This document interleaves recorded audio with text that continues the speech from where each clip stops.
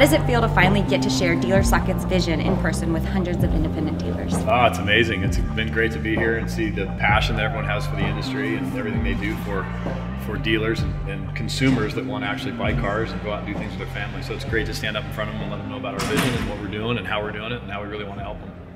How did the results of the Independent Dealership Action Report line up with your perspective of the industry? You know, I really think it established the need for disruption and change. It really gives statistical analysis of things that we know if they make process changes or personnel changes, they really can see benefit for that in 2016.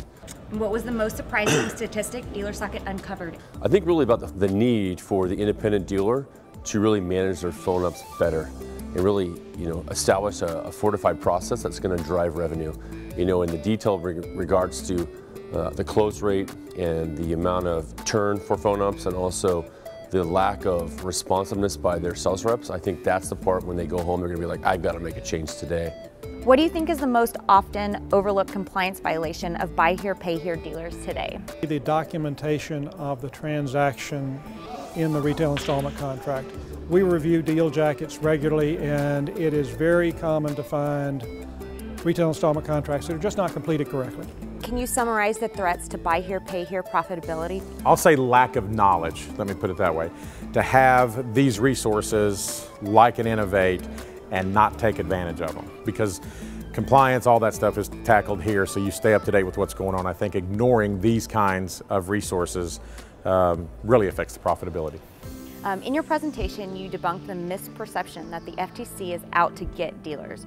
Are there any other misperception dealers have of the FTC, and where do you want to set the record straight?